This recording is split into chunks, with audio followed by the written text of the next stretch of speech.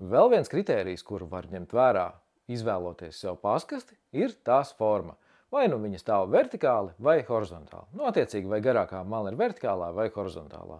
Atsevišķos gadījumos paskasti var būt kvadrātaina, kad abas malas ir vienādas.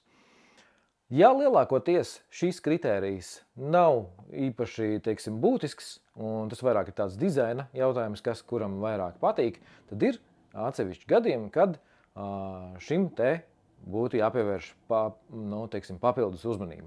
Proti, ja jūs vēlaties plānu paskasti ar pasta iemešanu no priekšas un reizēm nāk kaut kādi specializētie žurnāli, piemēram, no ārzemēm vai Latvijas, kuri, kā likums, ir biezākas formas, A4 izmērā, ar biezu sasaistes daļu, tad es noteikti jums ieteiktu izvēlēties horizontāla novietojuma paskasti. Kāpēc?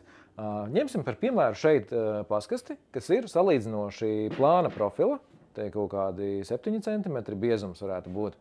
Un šī te ir horizontāli novietot. Tomēr pamēģināsim ielikt žurnālu vertikāli. Tad kas notiek? Mums ir stingrā mala, garākā mala. Attiecīgi mēs kā pasniegs mēģinam, ielikt žurnālu iekšā un viss. Mums ir salīdzinoši,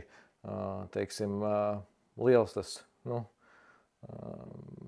atšķirība liela leņķa.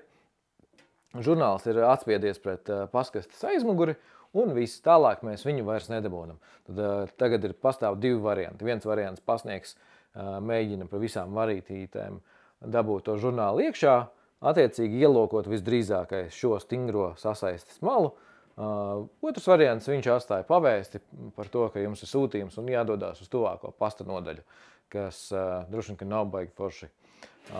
Tad kāda ir alternatīva? Tad šajā gadījumā mēs izvēlamies horizontāla dizaina paskasti. Mēs jau žurnālu varam visā tā stingrās malas garumā ielikt paskastē, un viņš jau forši, ielokās un neko nelauž. Un tālāk pasniegs iemet žurnālu paskastē, un viss ir forši. Lūk, šādā situācijā es iesaku noteikti izvēlēties horizontālo paskasti.